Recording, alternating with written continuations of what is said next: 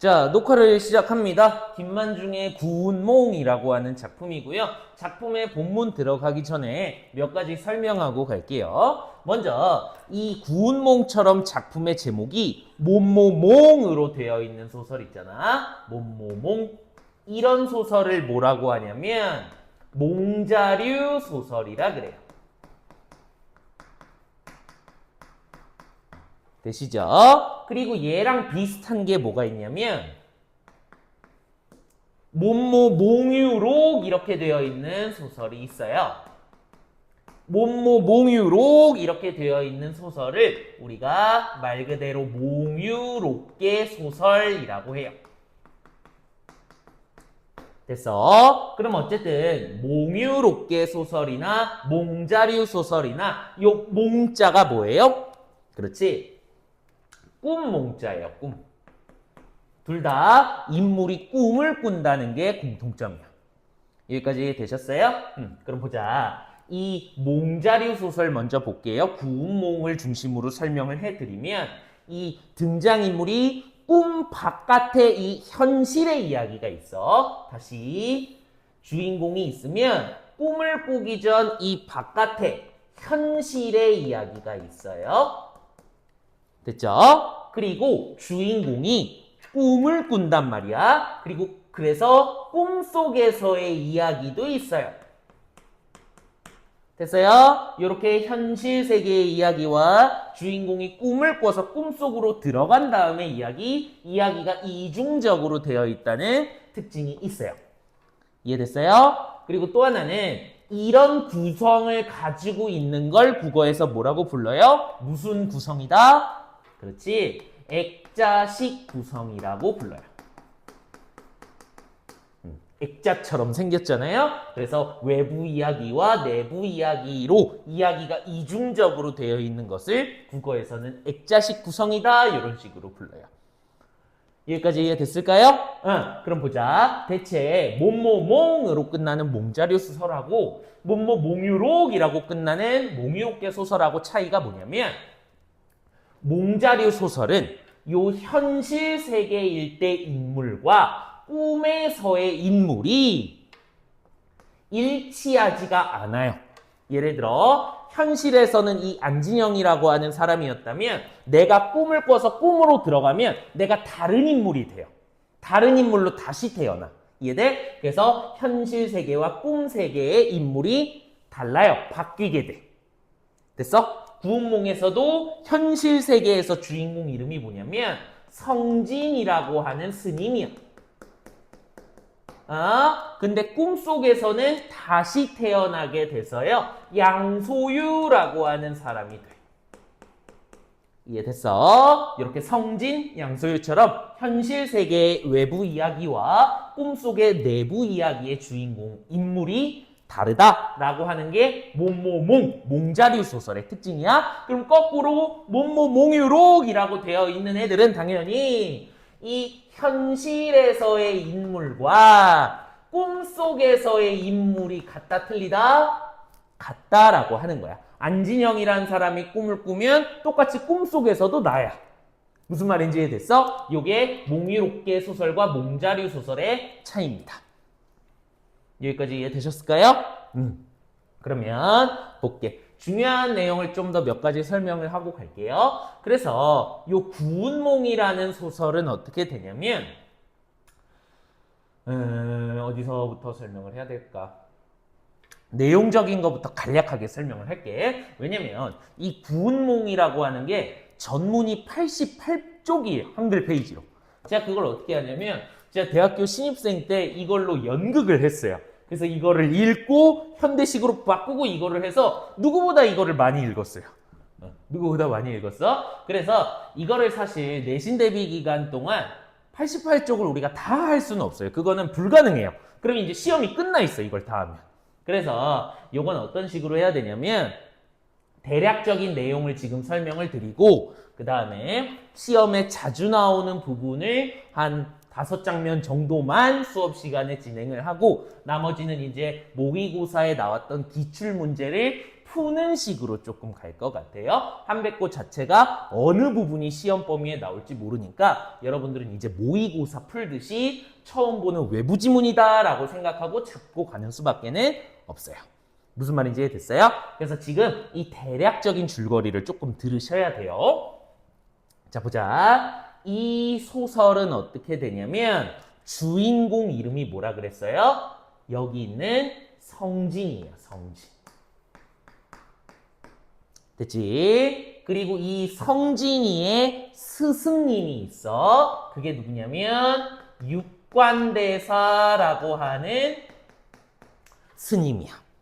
됐어? 이 육관대사라고 하는 스님은 어디서 왔냐면 천축국이라는 데서 온 사람이야. 천축국은 지금으로 치면 인도라고 생각을 해주시면 됩니다. 인도에서 온 신비한 사람이야. 그래서 인도에서 어디로 오냐면 이 작품의 배경인 중국 당나라로 온단 말이야. 됐어요? 그래서 특히 공간적 배경 당나라, 남악, 형산이라고 하는 산에 다시 중국 당나라의 남악이라고 하는 지역, 형산이라고 하는 산에 연화봉이라고 하는 봉우리에서 절을 짓고 살아요. 그래서 이 절에서 많은 제자들, 성진이를 포함한 많은 제자들한테 불교를 가르치면서 살고 있단 말이야. 여기까지 이해됐어요? 근데 어느 날 육관대사가 성진이한테 심부름을 하나 시킵니다. 그 심부름이 뭐냐면, 야 성진아, 너 저기 있는 용왕님한테 가서 내가 주는 선물 좀 전해주고 와 라고 심부름을 시켜요. 그래서 성진이는 용왕이 사는 용궁으로 갑니다. 되셨어요? 그래서 용왕 선물 주러 용궁으로 갔는데 성진이가 그때 용왕님이 자꾸 술을 주는 거예요. 여기까지 왔느라 고생했는데 술 좀 먹으래요 했는데 불교에서는 술을 먹으면 돼요? 안 돼요? 안 돼요. 그래서 성진이가 괜찮습니다. 3번 정도 거절하는데 그래도 용왕님께서 주시니까 몇 잔 받아 먹습니다. 그죠? 그래서 불교에서 금기시하는 술을 먹게 돼. 그러고 나서 어디로 가냐면 석교, 다시 이제 연화봉으로 돌아가는 길에 석교, 돌다리를 지나가게 돼요. 됐어요? 돌다리에서 여기서 누굴 만나냐면 8명의 선녀, 팔선녀를 만나게 됩니다.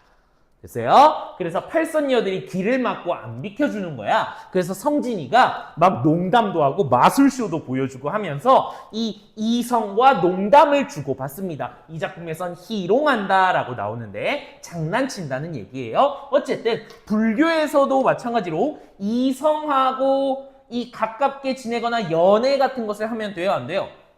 안 된단 말이야. 그래서 이 불교에서 금기시하는 약간 이성하고 시시덕거립니다. 그러고 나서 다시 남악 형산 연화봉에 선방으로 와요. 선방은 뭐냐면 내가 수련하는 방이야. 쉽게 말하면 성진이 방. 여기로 오게 된단 말이야. 그래서 불교 공부에 집중을 못해. 내가 만약에 이 불교를 안 하고 남자로 태어나서 공부 잘해서 입신양면 한 다음에 그 다음 전쟁에서 내가 영웅이 돼가지고 북위 돈도 많이 쌓고 한다면 이런 막 상상을 하게 된단 말이야. 근데 그거를 당연히 누가 알고 있겠어? 육관대사가 그거를 알고 있단 말이야. 성진이 이거 제대로 공부 안 하고 집중 못하네. 딴 데 한눈판에 요렇게 된단 말이야. 이해됐어요? 그래서 성진이를 뭘 꾸게 하는 거야? 꿈을 꾸게 하는 거야. 그래 성진아, 너 그 부귀 공명 같은 거 적을게요. 부귀와 공명 같은 거 이거 다 부질 없어. 쓸모없는 거야를 깨닫게 해주기 위해서 꿈을 꾸게 해. 그래서 꿈속에서 어떻게 되는 거야? 양소유로 다시 태어나게 되는 거예요. 무슨 말인지 이해됐어요? 그래서 요 앞부분의 장면이 우선 좀 많이 나옵니다. 성진이가 용왕님한테 갔다가 팔선녀 만나서 시시덕거린 다음에 나 불교 하지 말고 다른 거 했으면 어땠을까? 부귀공명 했으면 어땠을까? 막 이런 고민을 하다가 육관대사가 그래 그거 쓸모없는 거 내가 느끼게 해줄게 해서 꿈을 꾸게 하는 이 앞부분의 장면이 우선 많이 나와요. 무슨 말인지 이해됐을까요? 그렇게 돼서 뭐 사실 꿈을 꿨을 때 저승으로 먼저 가요. 그래서 염라대왕이 너 사람으로 다시 태어나 라 그래서 양소유로 다시 태어나게 되는 거예요. 여기까지 무슨 말인지 이해됐어요? 그래서 요 앞부분의 줄거리가 조금 많이 나오고요. 또 하나 중요한 거를 좀 짚고 가자면 이 꿈속에서조차 꿈을 꿉니다. 육관대사가 야 그래도 이건 꿈이야를 깨닫게 해주기 위해서 꿈 안에서도 꿈을 꾼단 말이야. 그래서 이런 건 뭐라 그러냐면 꿈 몽자예요. 꿈 안에서의 꿈이다. 그래서 몽중몽 구조라 그래요. 됐죠? 그래서 이건 뭐다? 이 육관대사가 꿈과 현실을 구분해주기 위해서 꿈 안에서도 꿈을 꾸게 합니다. 그런 걸 몽중몽 구조라고 해요. 여기까지 되셨죠? 그리고 또 하나는 이제 우리가 꿈으로 들어가는 걸 뭐라 그러냐면 임몽이라 그래. 임몽. 그리고 꿈에서 깨는 걸 뭐라 그러냐면 강몽이라 그래. 그죠? 입장하다 할 때 입자하고요.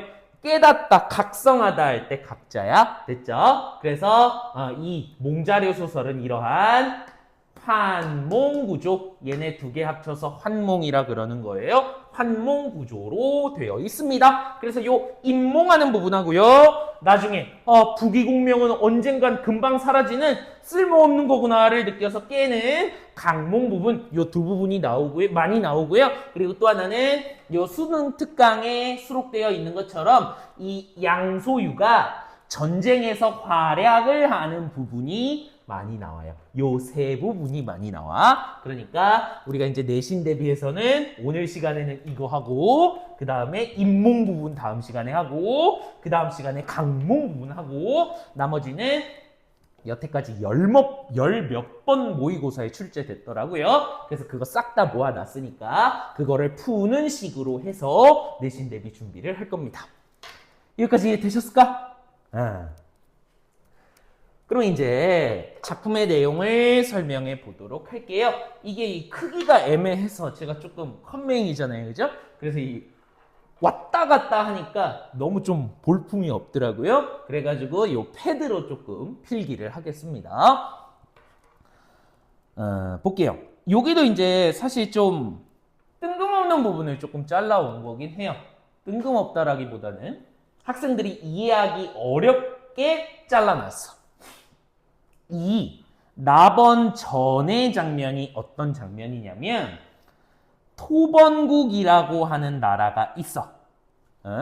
지금으로 치면 한 티벳 정도 지역에 있던 나라야. 어쨌든 이 토번국하고 양소유의 군대하고 싸워요. 됐어요? 그러다가 얘네가 살짝 분리해서 물러났어요. 살짝쿵 위기가 왔어. 됐어? 그러다가 잠깐 물러나가지고 이 군사들하고 쉬고 있었어요. 됐어? 위기를 겪다가 휴식을 하고 있었어. 그러다가 뭐를 꾸게 되는 거야? 꿈을 또 꿈속에서 꾸게 되는 거야. 그래서 그 꿈꾸는 장면이 나번이야. 여기서부터 드럽게 길게가 다 꿈 내용이에요. 이해됐어? 그래서 나번 부분은 어느 부분이다? 꿈 안에 꿈 뭐라 그랬어요? 그렇지? 몽중몽 부분이 나타나는 부분이야. 시작되는 부분이야. 이해됐어? 그럼 한번 내용 읽기 해볼게요. 우리가 이제 어쨌든 한백고2는 정말 이 친절하게도 어느 부분이 나올지 모르기 때문에 우리가 어떻게 해라? 모의고사 풀듯이 풀어야 돼. 모의고사에서 고전 소설은 뭐가 중요하다 그랬어요? 뭐를 잡아가라 그랬어? 인물 위주로 잡아가라 그랬단 말이야. 그럼 한번 해볼게. 양원수가야. 알려줬네. 양씨래요. 양씨. 그러니까 이 양원수는 누구예요? 주인공인 양소유겠죠. 그죠? 양원수가 군사를 지휘하여 싸움을 재촉하니 남의 체자가 크게 노해 천만종의 물고기에게 명하자까지 한번 볼게요. 양원수가 군사를 지휘했대요. 야, 내 군인들아, 내 부하들아, 빨리 가서 싸워! 이렇게 군사를 지휘하여 싸움을 재촉하니까 어떻게 됐어요? 남의 태자가 그걸 보고 크게 분노했대요. 분노. 그죠? 그러니까 여기 남의 태자는 양소유 편이에요? 적팀이에요?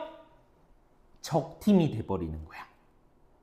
남의 지역에 있는 태자라고 하는 애는 얘는 적팀이야. 왜? 양소유가 군사들한테 야 빨리 저기 남의 태자한테 가서 싸워! 이렇게 재촉하니까 남의 태자가 그거 듣고 빡친 거야.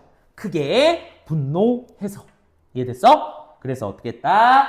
천만 종류의 물고기에게 명하자. 뭔가 이상해. 물고기한테 명령한대. 물고기한테 명하자. 잉어 제독과 자라 참군이, 제독과 참군은 다 이 군인을 뜻합니다.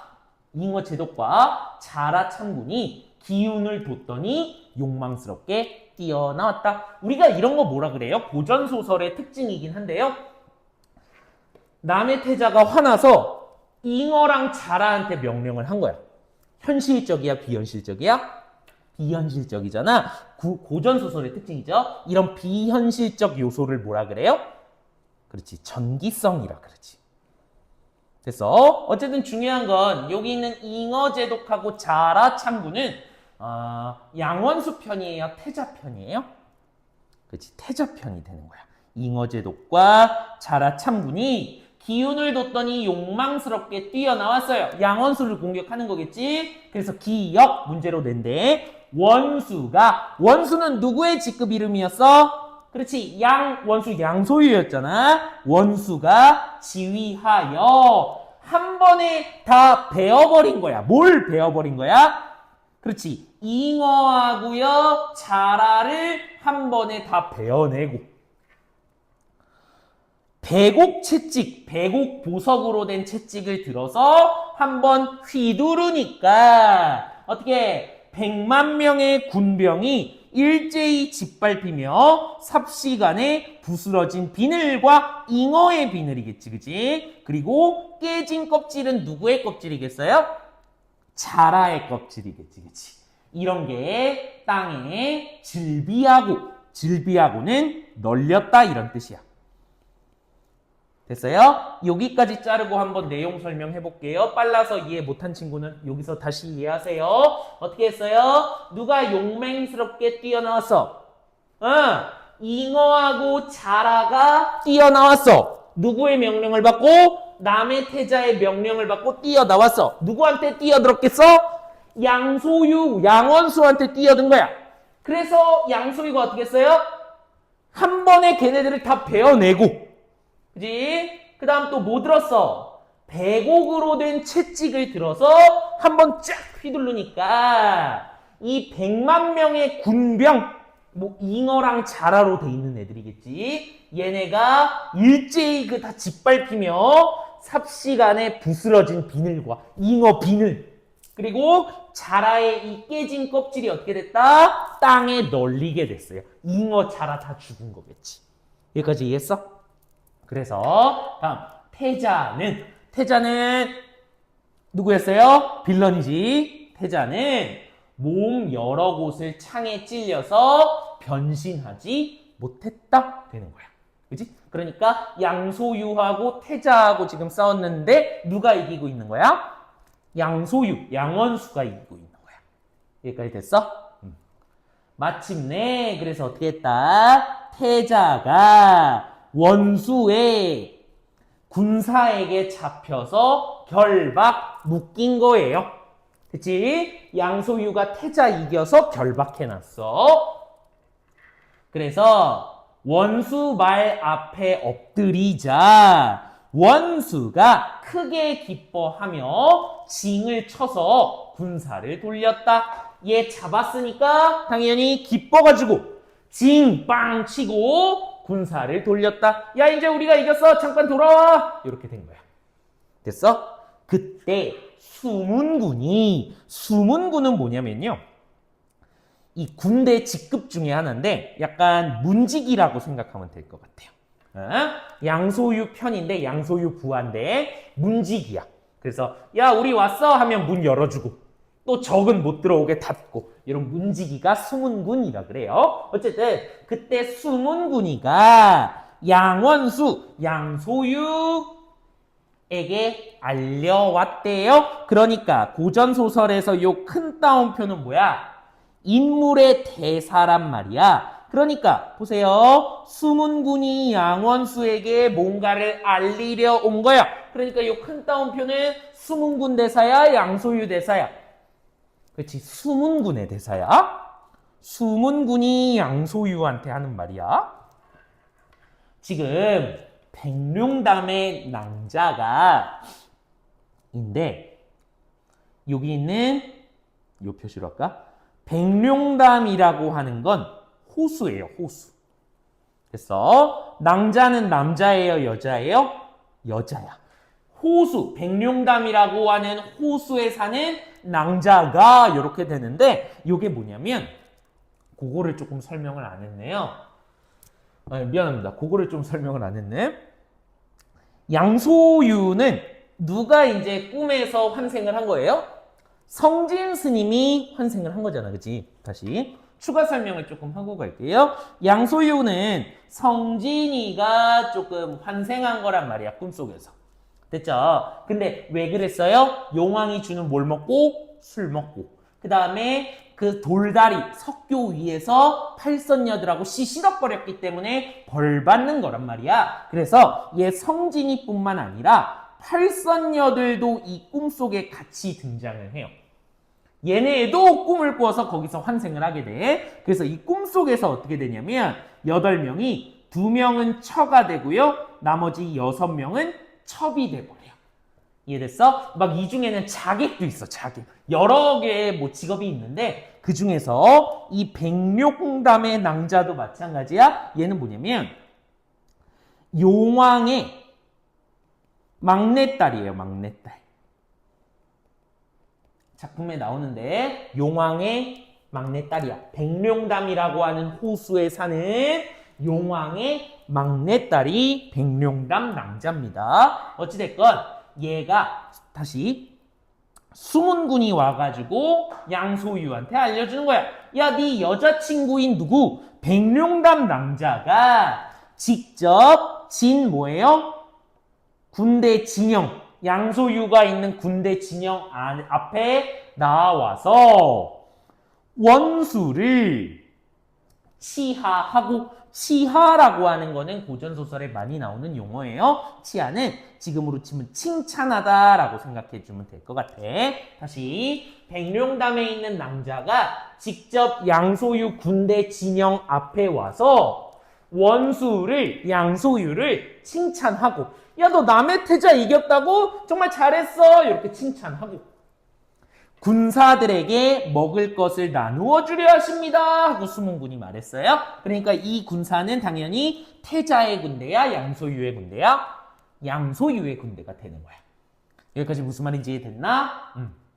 그래서 다시 양원수가 사람을 보내서 맞아들이자. 용녀, 내 여자친구 이 백룡담 낭자 왔으니까 부하, 사람을 보내서 맞아들이는 거야. 어서와 맞아들이고, 이 용녀가 누구예요? 용왕의 막내딸 용녀야. 이해됐어? 백룡담 낭자가 용녀예요. 용녀가 원수의 승전은 당연히 이긴 거예요, 진 거예요? 이긴 거죠? 원수의 승리를 칭찬한 후에 술 100석과 소 100마리로, 이런 거 다 몰라도 돼요. 넘기면 되는데 이건 해설 강의니까 여기 있는 석은 용량을 나타내는 단위예요. 그래서 한 석에 180ml 정도 돼요. 그리고 이제 제가 이런 것도 다 못 넘기는 스타일이라 설명을 안 하면 직업병 때문에 막 이렇게 답답해 죽겠어. 어쨌든 중요한 건 뭐다? 양원수가 승리, 전투에서 이겼단 말이야. 그래서 이 원수의 여자친구인 용녀가 와서 술 100석하고요, 소 100마리로 군사들을 먹이니까 이 군대 전쟁에서 이기고 파티하는 거야. 그러니까 어떻게 됐다? 군사들이 배를 두드리고 춤추며 노래하며 용맹한 기운이 전보다 더했다. 어려운 거 없죠? 전쟁에서 이기고 파티하는 거야. 자, 다음. 양원수는 용녀, 여자친구와 함께 앉아서 남의 태자를 소리 높여서 꾸짖었대요. 그리고 대사야. 그럼 당연히 이 대사는 누구 아니면 누구의 대사라고 우리가 잡아야 돼? 그렇지. 양원수가 용녀와 함께 앉아 얘한테 소리 높여 꾸짖었으니까 이거는 양원수의 대사가 되는 거야. 그래서 그러니까 당연히 여기 있는 이 네는 누가 돼요? 양원수가 되는 거야. 그지? 괜히 이렇게 조금 천천히 설명하는 게 아니라 어느 부분이 나올지 모른다 그랬어. 88쪽 중에. 그럼 여러분이 나오면 인물 위주로 잡아서 풀어야 되는 게 고전소설이야. 어쨌든 네는 양원수입니다. 내가 천자 뭐예요? 고전소설에 많이 나오는 용어. 왕이죠. 왕. 임금님. 내가 임금님의 명령을 받들어서 사방, 우리 중국 당나라 사방에 있는 도적들을 쳐버리면 1만 명의 귀신도 감히 명령을 거역하는 자가 없는데 임금님이 야 우리 주변 사방에 있는 도적들 다 쳐버려 이렇게 명령을 하면 1만 명의 귀신도 이 양소유의 명령을 거역하는 자가 없어요. 근데 너같이 조그만 놈이 그럼 여기 있는 너 누구야? 꾸짖음 듣고 있는 애. 그렇지. 태자가 되는 거야. 너같이 조그만 놈이 1000명을 모르고 감히 대군을 거역하니까 이는 스스로 죽기를 재촉합니다. 뭔 소리다? 나는 1만 명의 귀신도 이기는데 네가 나한테 덤빈다고? 거역한다고? 너 그거는 스스로 죽는 것 자살하는 행위야 라고 하는 거야. 이해됐어? 그래서 나에게는 양소유에게는 한 가지 보검, 보물검이 있는데 한자로의 검이 있는데 이것이 위징승상이 경하의 용을 베던 칼이다. 이게 이제 중국의 이야기가 들어가서 조금 어려운데요. 위징승상은 뭐냐면 당나라의 학자예요. 실제 있었던 학자야. 그리고 경하라고 하는 건 은하수라고 생각을 하시면 돼요.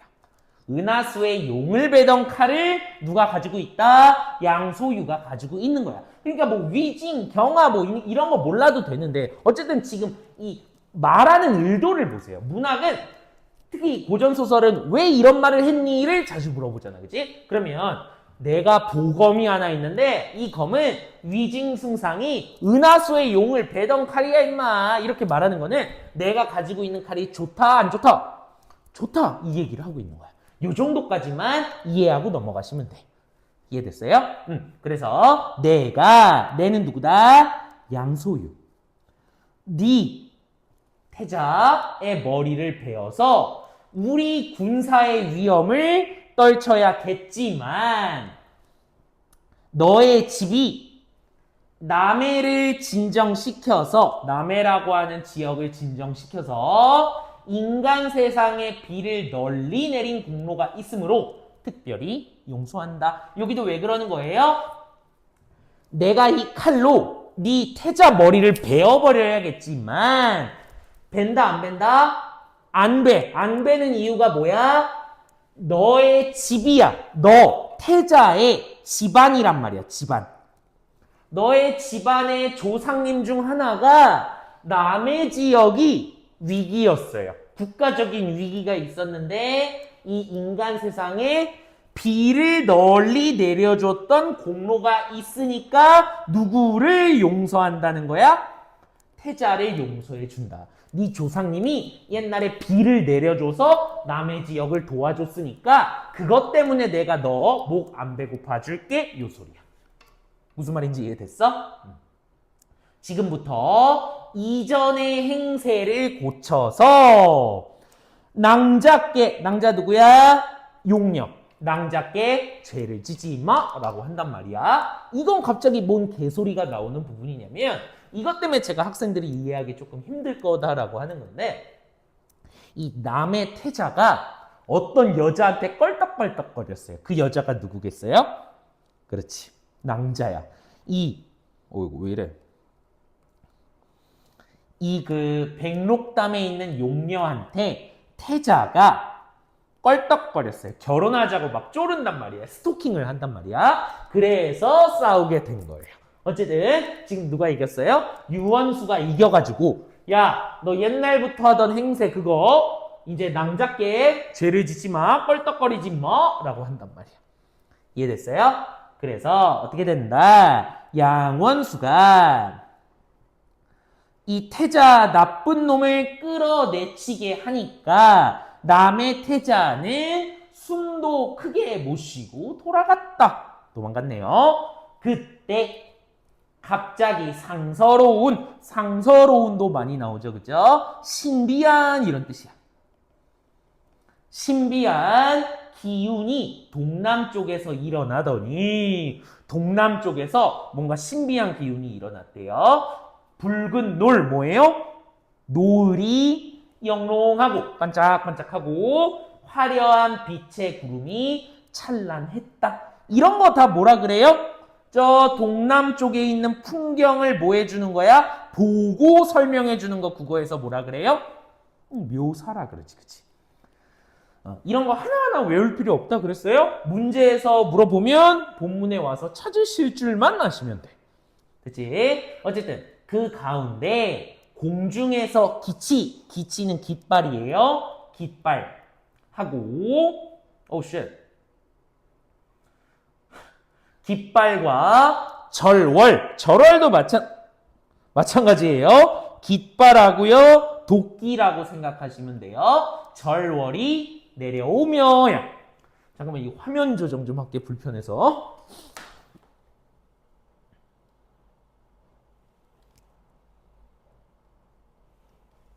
다시 보자. 갑자기 하늘에서 뭐가 내려왔다? 깃발하고요. 절월, 도끼가 내려오니까 붉은 옷을 입은 사자는 심부름꾼이에요. 심부름꾼이 종종 걸음으로 나와서 말했다. 그리고 인물의 대사야. 그럼 이건 누구의 대사야? 그렇지. 하늘에서 내려온 누구? 사자의 대사인 거야. 됐지? 갑자기 하늘에서 내려온 애가 말합니다. 양원수가 남에 있는 태자를 쳐버리고 공주 누구예요? 그렇지. 용녀지. 백록담의 그 낭자. 이 공주의 위급함을 구하신 줄을 동정 용왕이 아시고, 그지? 용왕은 누구 아빠야? 용녀 아빠잖아, 그지? 용녀 아빠인 이 용왕이 아시고 우리 딸 구해줬으니까 친히 진문 군대 진영 입구야. 우리 딸 구해줘서 너무 고마우니까 왕께서 친히 직접 이 진영 앞에 나와서 치하 뭐라 그랬어요? 계속 나오죠? 칭찬하려고 했어요. 직접 이렇게 나오시려고 했으나 어떻게 된다? 정사의 메인 몸이라. 정사가 뭐야? 정치야. 나랏일. 내가 직접 양소유한테 가서 고마움을 전달하려고 했지만 나 뭐 때문에 이 자리를 비울 수 없다. 정치가 할 일이 너무 많아서 정치의 메인 몸이라서 마음대로 할 수 없으므로 내가 직접 못 가니까 어떻게? 별전은 임금님의 집이에요. 여기서 용왕의 집이겠죠? 별전에서 큰 잔치를 베풀어서 여기 있는 원수를 맞아들이고자 하니 원수는 공주를 모시고 함께 오셨으면 합니다. 라 그런단 말이야. 이거 다시 설명보다 왕이 우리 딸을 구해준 양원수가 너무 고마우니까 직접 가서 이렇게 칭찬해줘야 되는데 내가 뭐 때문에 갈 수가 없어. 그렇지? 정사에 묶여있는 몸이야. 정치 일 해야 돼서 묶여있는 몸이니까 누가 와라. 양원수 네가 별전 용왕님 집으로 와라. 그러면 큰 잔치를 베풀어서 너를 축하해 주려고 한다. 요 소리야. 그러니까 너 누구랑 같이 와라? 원수는 공주 용녀를 모시고 함께 왔으면 해 라고 사자가 말해준 거야. 여기까지 이해됐나? 그러니까 이제 누구의 답변이 나오겠습니까? 양소유의 답변이 나오는 거야. 커피 한 모금. 자, 보자. 적군이 태자의 군대겠죠? 적군이 비록 물러가긴 했지만 아직 진을 치고 있는 것이 있고 또한 동정호라고 하는 호수, 여기는 그 용왕이 사는 호수입니다. 동정호라고 하는 호수가 만리 밖에 있으니 갔다가 돌아오는 사이가 길 것입니다. 보다 아직 적들이 완전히 뭐라 그래야 돼? 소멸했어요? 안 했어요?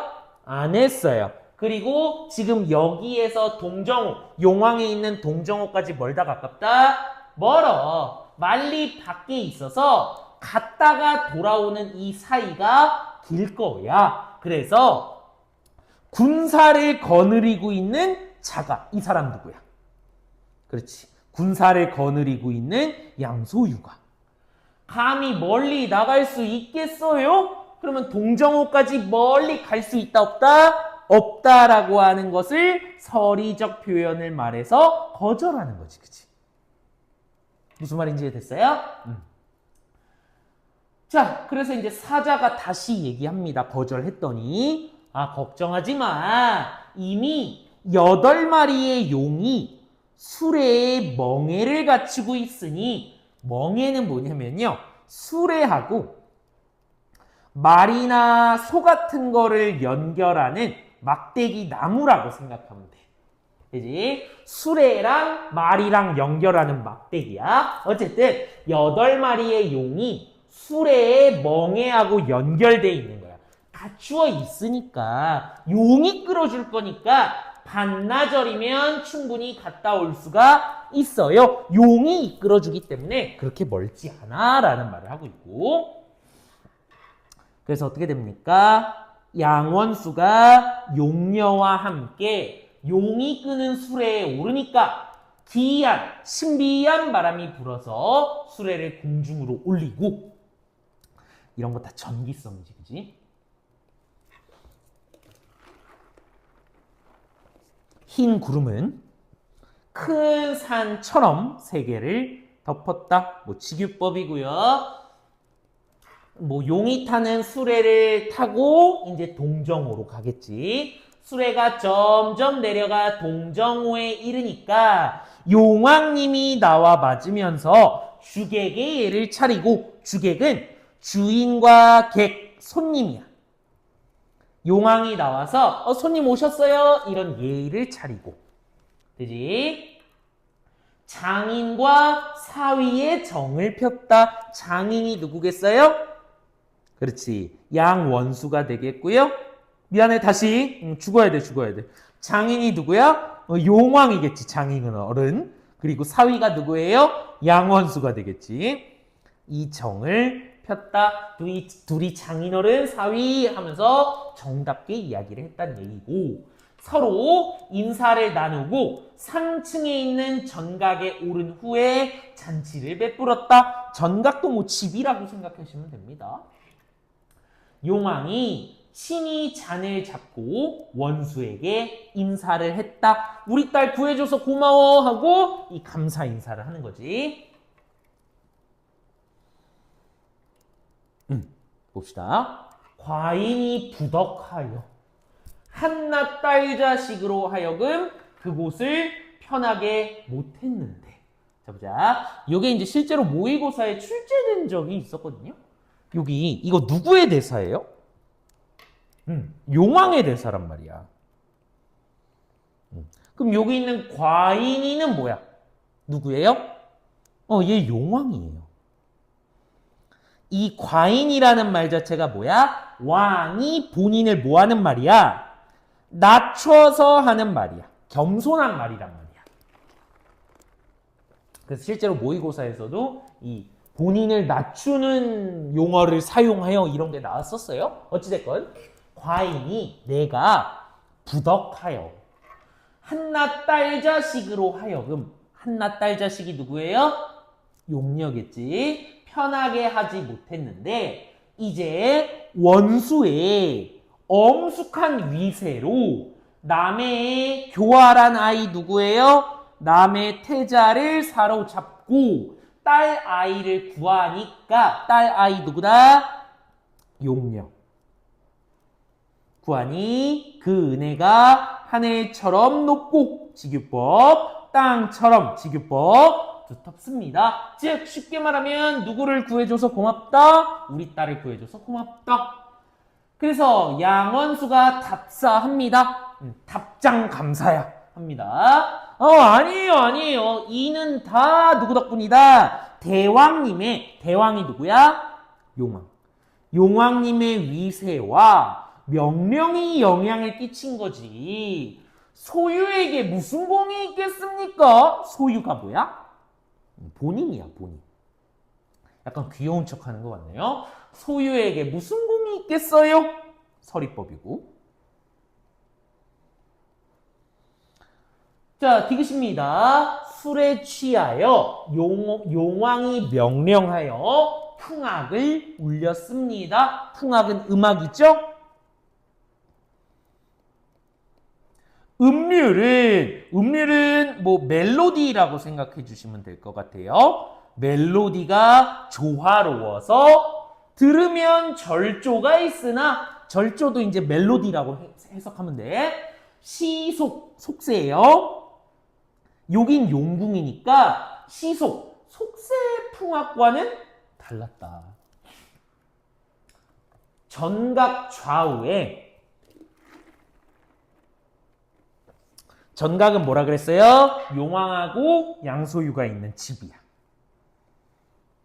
전각 좌우에 장사, 천하장사 1000명이 칼과 창을 들고 용왕의 호위병들이겠지. 큰 북을 울리면서 나오는데 지금 양원수가 이겨서 잔치를 하고 있는 부분이잖아요. 그래서 여기는 약간 퍼레이드하고 있는 장면이라고 하면 생각하면 좋을 것 같아. 좌우에서 장사 1000명이 칼하고 창을 들고 큰 북을 울리면서 나오는데 퍼레이드 하는 거야. 6쌍의 미인들이 부용의라고 하는 옷을 입고 명월패를 차고 가볍게 비단 소매를 떨쳐 쌍쌍이 춤추니까 장관이었다. 퍼레이드하고 있고요. 그래서 양원수가 용궁의 풍악 노래를 듣다가 물어봤어요. 이거는 내가 못 듣던 음악인데 이는 무슨 곡조입니까? 무슨 노래입니까? 물어본단 말이야. 여기가 살짝쿵 어려워요. 집중하셔야 돼요. 이 곡조는, 이 노래는 옛날에는 수부, 물나라에는, 그러니까 수부, 물나라 어디야? 용궁이야, 용궁. 용궁에는 없던 것이에요. 없던 노래였는데 과인의 맏딸이, 과인 누구야? 용왕이야. 나의 맏딸이 경하왕 태자의 아내가 되었을 때, 자 다시 여기 어렵습니다. 이 노래는 옛날에 용궁에 없었는데 용왕의 요 맏딸과 누구하고 결혼했어? 경하왕의 요 태자와 둘이 결혼한 거야. 맏딸이 경하왕 태자의 아내가 되었을 때 어느 유생이 전해주는 글을 통해 맏딸이 지금 잘 지내고 있지 않아요. 시집가서 고통을 받고 있어요. 이 사실을 알고, 그죠? 과인의 아우 전당군이 경하왕과 크게 싸워. 이 조금 뜬금없잖아요. 이게 뭐냐면 이 부분은 이때 이 당시 실제 당나라에서 유행하던 소설이 유의전이라고 하는 소설이 있었어. 그 당시 당나라에서 유행한 유의전의 소설 부분을 인용한 거예요. 이해됐어요? 차용한 거야. 그 소설의 내용이야. 그 소설도 어떻게 됐겠어요? 용왕의 맏딸, 큰딸이 경하왕의 태자하고 결혼했어요. 근데 결혼해서 잘 살았다? 못 살았다? 못 살았어. 그래서 누가 알려준 거야? 여기 지나가던 유생이 알려준 거야. 당신의 딸 그렇게 잘 살지 못해요. 이 글, 편지 써서 알려준 거야. 당신의 딸 잘 살지 못해요. 시집가서 고통을 받고 있어요. 라는 사실을 유생이 편지로 전해준 거야. 그래서 어떻게 했다? 과인의 용왕의 아우 전당군이, 유의전에서는 얘 용입니다. 용. 전당군이 경하왕하고 크게 싸워서 이기고, 딸 아이는 누구야? 맏딸이 되겠지, 그지? 맏딸을 데리고 돌아왔습니다. 그러자 궁중 사람 중에 하나가 이 풍악, 이 노래와 춤을 만들어 전당군이, 용왕의 아우였어요. 전당군이 파괴하다 깨트리다야. 누구를 깨트렸어요? 경하왕과 싸웠다 그랬잖아. 경하왕을 깨트린 진학 노래야 라고 만든 거야. 다시 정리해봐. 지금 정신 나가면 안 돼요. 지금 양원수가 이겨서 파티를 하고 있잖아. 그때 노래가 흘러나오니까 양원수가 이거 무슨 노래예요? 물어봤단 말이야. 그랬더니 설명해 주는 거죠. 다시, 내 맏딸이 경하왕 태자하고 결혼했었는데 잘 살지 못한 거야. 그래서 유생이 편지로 그걸 알려준 거야. 당신의 맏딸 시집가서 고통받고 있어요. 그래서 이 용왕의 아우 전당군이 경하왕과 싸웠어. 누가 이겼어? 전당군이 이겼어. 그래서 어떤 신하가 전당군이 깨트린 노래, 전당군이 활약한 노래를 기념하기 위해 이 노래를 만든 거야. 이해되겠어요? 이라는 이름을 붙였습니다. 그러니까 지금 이 곡조의 뭐를 설명하고 있는 거예요? 유래를 설명하고 있는 거죠. 유래. 그죠?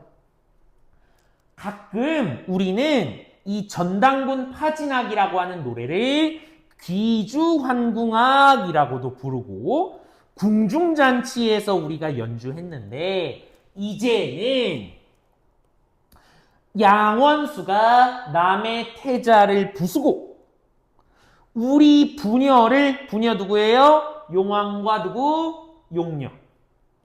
우리 부녀를 다시 모이게 해줬으니까 마치 이것은 전당군의 옛일과 흡사 비슷하니까 우리 이제 옛날에는 전당군 파진악이었는데 이제는 원수 파군악으로 제목을 바꿔서 부르겠습니다 라고 하는 거야. 옛날에 내 아우 전당군이 활약했을 때 만든 노래인데 그 일과 누구의 일이 비슷해? 양원수의 일이 비슷하니까 우리가 이제 노래의 제목을 전당군 파진악이 아니라 원수 파군악으로 바꿔서 불러야 되겠어요? 한단 말이에요. 무슨 말인지 됐죠? 금방 끝납니다. 좀만 힘내세요. 그래서 양원수가 또 물어봤어. 누구 대사? 양소유 대사야. 그러면 그 유생이 지금 어디 있으며?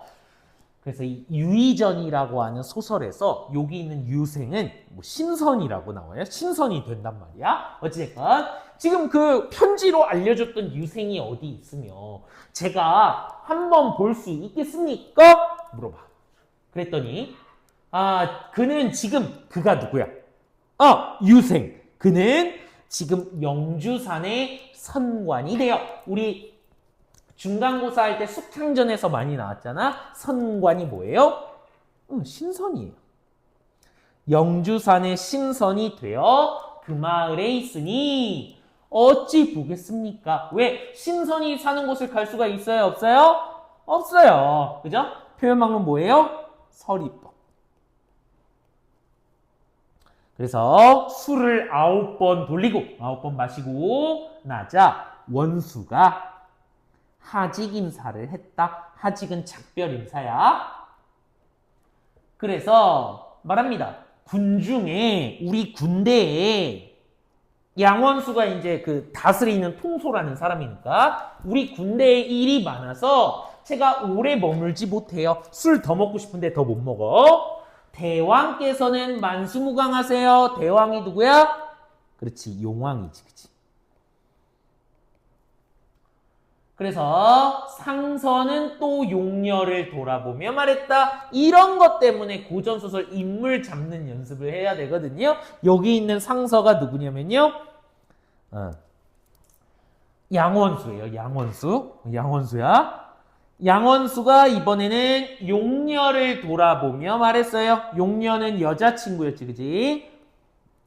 낭자는 뒷기약, 우리가 뒤에 하기로 했던 약속을 잊지 마시오. 다시 만나자고 했던 거겠죠. 그랬더니 용왕이 대답합니다. 용녀가 대답해야 되는데, 다시 만나기로 한 그 뒷기약 약속을 염려할 일이 아닙니다. 걱정하지 마세요. 마땅히 언약 약속대로 할 것입니다. 라는 거예요. 그 말은 뭐겠어요? 용왕도 상서, 이 양원수와 용녀의 연애, 결혼을 허락하는 거예요? 허락하지 않는 거예요? 허락한다는 거지, 그치? 그래서 리을, 궁문, 궁궐문 밖에 나가서 전송, 배웅해 주는 겁니다. 배웅할 때 원수가 문득 보니 앞에 우뚝 솟은 산에 5 봉우리가 구름 사이에 있는데, 자, 집중하세요. 여기부터 되게 중요한 부분이에요. 자, 용궁 밖에 나와서 용왕하고 작별 인사하고 있는데 그 눈앞에 우뚝 솟은 산에 5 봉우리가 구름 사이에 있었는데 유람, 여행할 만한 경치였어요. 경치가 좋다, 안 좋다? 좋다. 그래서 원수가 용왕에게 물어봤어요. 저기 있는 저 산은 무슨 산입니까? 쟤는 누구예요? 원수지. 천하의 명산, 좋은 산을 두루 구경했지만 형산이라고 하는 산과 이 산만은 보지 못했습니다 했단 말이야. 중요하다 그랬어요. 지워버렸니? 지워버렸네. 여기 있는 형산이 뭐예요? 아까 맨 처음에 설명했는데 뭐라 그랬냐면 이 소설의 배경이 어디야? 중국 당나라 남악이라고 하는 곳에 형산, 연화봉에서 성진이가 수련을 했었단 말이야. 이해되세요? 그래서 이 장면은 뭐예요? 현실 세계의 배경을 꿈속에서도 넣은 부분이야. 이해됐어? 왜 넣은지는 뒤에 나와. 형산과 이산만은 보지 못했어요. 그랬더니 용왕이 말하는 겁니다. 아니 원수 너는 저 이 산 이름을 알지 못합니까? 저것이 바로 뭐다? 남악 형산입니다. 알려준단 말이야. 됐어요? 원수가 뭐라 그랬어? 야, 저 산 뭐예요? 제가 이 산하고 형산은 가본 적이 없어요. 했더니 무슨 말이야? 저게 남악 형산이잖아 라고 하는 거야. 신기하고 이상한 산입니다. 그죠? 어떻게 하면 이 산에 오를 수 있죠? 해가 아직 저물지 않았으니 잠깐 구경하고 돌아가도 좋을 거예요. 그래서 원수가 인사를 하고 다시 용이 끄는 그 수레에 오르자 이내 형산 아래에 있었다. 형산으로 왔어요. 길을 찾아 언덕 하나를 지나고 구렁을 건너니까 산이 더욱 높고 점점 풍경이 그윽했다. 만경은 저녁 풍경이에요.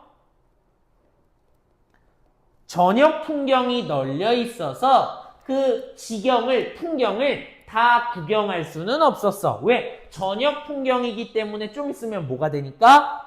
밤이 되니까 다 구경할 수는 없었어. 원수가 사방을 둘러보니 그윽한 생각이 절로 모여서 탄식했대. 원수의 갑자기 풍경을 보다가 탄식하는 거란 말이야. 왜 탄식하는지 봐봐. 내가 군대에서 오래 마음이 시달리고 정신이 고달픈데 왜? 군대에서 적군하고 막 목숨 걸고 싸우고 하니까 마음이 시달리고 정신이 고달팠는데 이 몸에 티끌만한 인연이 뭐 그리 중요한가? 공을 세우고 물러가 초연히 만물 밖의 사람이 되어야지. 만물이 뭐예요? 속세야. 이 전쟁이 끝나면 나 공을 세우고 나서는 이 속세에 계속 있는다, 있지 않는다? 있지 않는다. 물러가서 초연히 당당하게 당연히 속세 밖의 사람이 되어야지 라고 느낀단 말이야. 왜? 속세라고 하든지 이런 티끌 같은 인연이 중요하지 않아? 중요하지 않으니까. 이런 거는 모두 다 덧없구나, 덧없음을 느끼는 거예요. 이해되세요? 요게 작품의 주제랑 조금 연관이 있어서. 어쨌든 갑자기 경쇠는 악기예요. 악기 소리가 수목 나무들 사이에서 흘러나왔어. 그러니까 양소유가 절이 멀지 않나 보군입니다.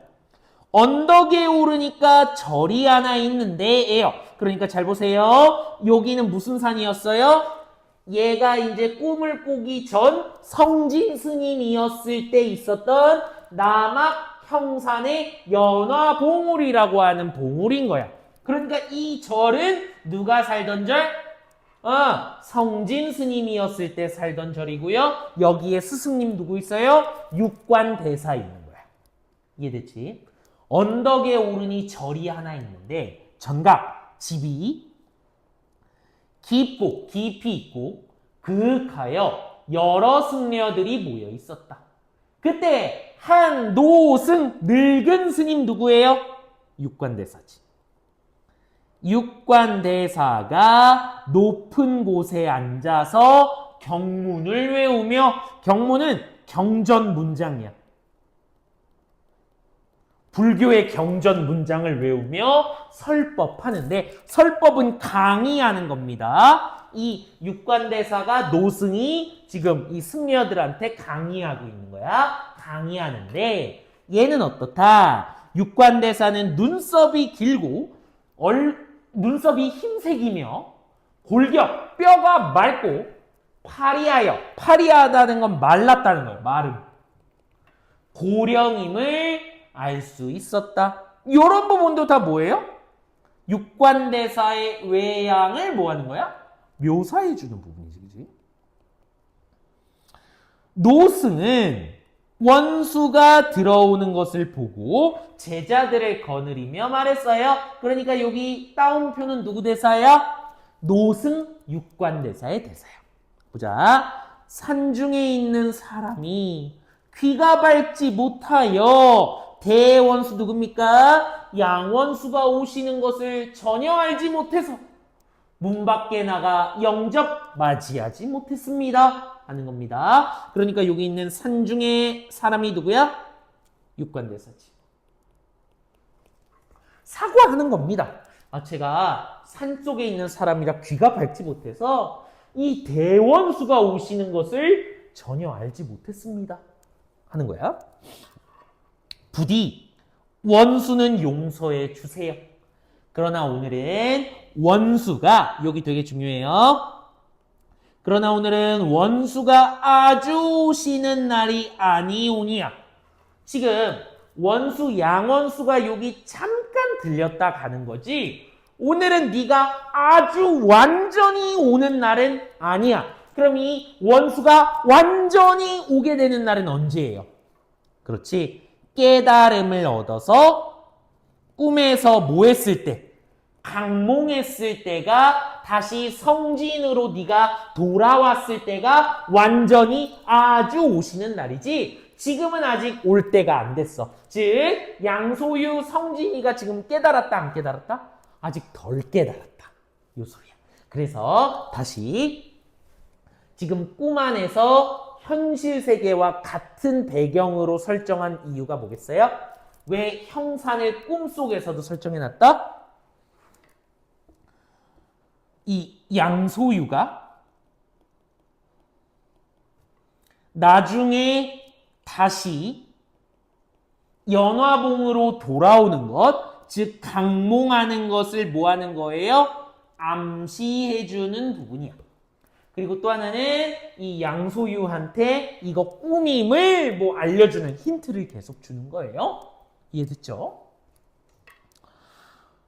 그래서 어떻게 해라? 모름지기 전각에 올라서 합장하고 배래는 절이에요. 절하고 돌아가세요. 한단 말이야. 그랬더니 원수가 곧 불전은 불상이야. 불상의 앞이야. 여기에 나아가 분향 뭐 피우는 거예요? 향을 피우고 재배 뭐 하는 거다? 절을 하고 불상 앞에서 향 피우고 절하고 전각에서 내려오다가 발을 헛디뎌서 놀라서 깨어난 거야. 그러니까 나번 첫 번째부터 지금 여기까지가 뭐였던 거야? 다 몽중몽 꿈에서의 내용이었던 거야. 꿈속 꿈의 내용이었던 거야. 이해되세요? 좀 역겹죠. 1에서 한 88페이지 정도가 돼.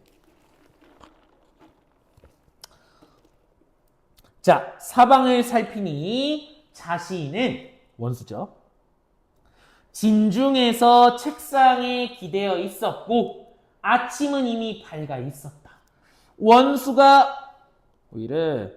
원수가 이상하게 여겨서 여러 장수들한테 물어봤어. 야 얘들아, 니네도 지금 꿈 꿨니?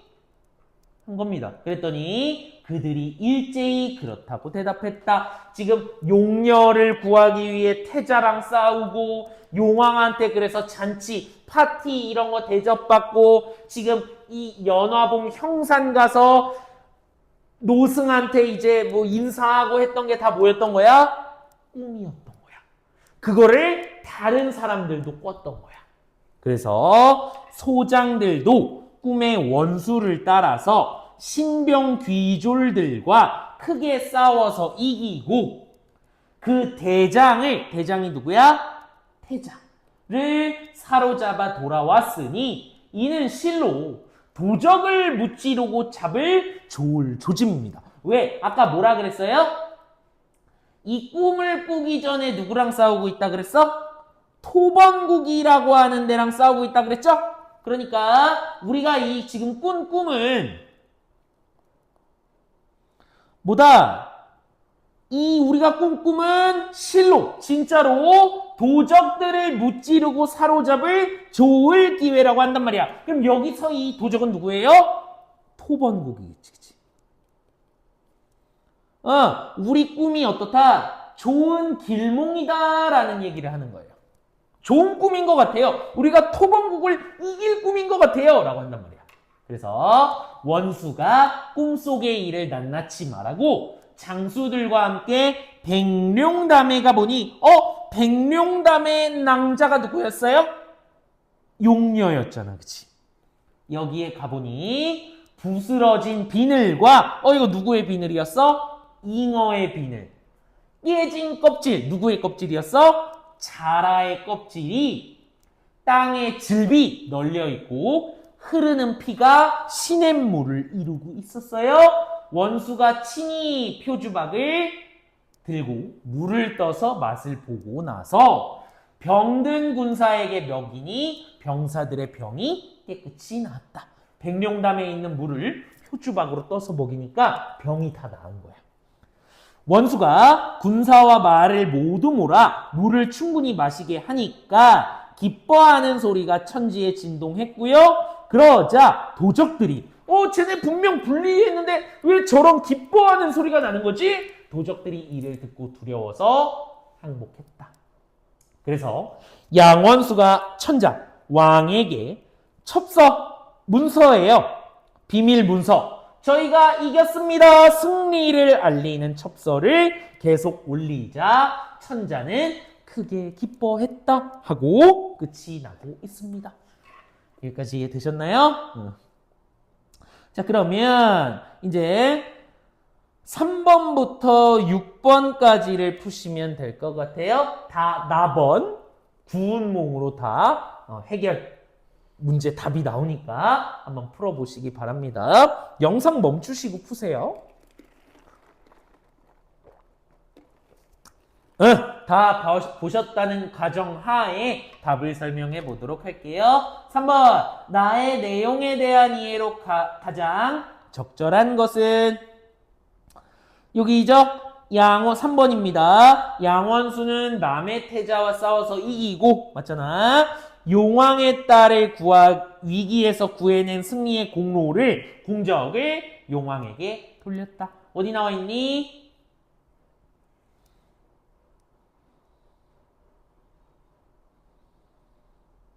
여기죠. 이는 다 용왕님의 위세와 명령이 끼친 것이지 소유 저에게 무슨 공이 있겠습니까? 용왕님의 공이에요 하고 공로를 넘겼다 해서 3번의 답이 3번입니다. 자, 다음 4번입니다. 4번의 A는 가에 있고요. B가 한 노승이야. 육관대사였죠? 답입니다. 2번이에요. 육관대사는 양원수에게 미래에 일어날 운명적 사건 어디로 다시 돌아오게 된다? 연화봉으로 아주 돌아오게 될 때를 암시하고 있다. 아까 설명했었죠? 자, 다음에 5번이에요. 적절하지 않은 겁니다. 리을 4번이죠? 여기는 아까 연화봉이라고 하는 신비로운 경치 좋은 산을 보는 부분인데 거대한 자연경관의 형상을 통해 여기까지는 맞는 것 같아. 인물의 앞길을 가로막는 현실적 장애를 상징해요? 이건 아니죠, 그죠? 이건 쉽게 푸셨을 것 같아요. 4번이고요. 6번이 조금 어려웠어요, 6번. 답부터 한번 볼게요, 얘들아. 3번인데요. 나의 양원수는 전쟁에서 공을 세우려는 욕망을 실현하기가 어려울 만큼이래. 어렵대. 모순으로 가득한 현실을 꿈속 세계를 통해 나타내려고 한대. 그러니까 당연히 꿈속 세계에서도 전쟁에서 이기기가 쉬워야 돼? 어려워야 돼? 어렵대잖아. 그것을 꿈속 세계를 통해 나타내려고 한다니까. 근데 꿈속에서는 전쟁에서 이겼어요? 졌어요? 쉽게 이겼잖아요. 그죠? 전쟁에서 공을 세우기가 어렵지 않았잖아. 그거를 어려움을 꿈속 세계를 통해 나타낸다라 그랬는데 꿈속에서는 남의 태자 쉽게 이겼잖아요. 그죠? 그러니까 답이 뭐예요? 3번이 됩니다. 여기까지 보시면 될 것 같고요. 조금 이제 설명을 조금 많이 절고 했는데 이 패드를 쓰면 조금 그래요. 조금 많이 절고 왔다 갔다 하고 그러는데 모르는 거 있으면 언제든지 저한테 질문을 따로 해주시면 될 것 같고요. 앞으로는 그 다음 시간에는 요 임목 성진이가 수양하다가 이 부귀공명에 집착해서 들어가는 부분 그리고 이 양소유가 꿈에서 깨는 강몽 부분 이런 거를 설명할 겁니다.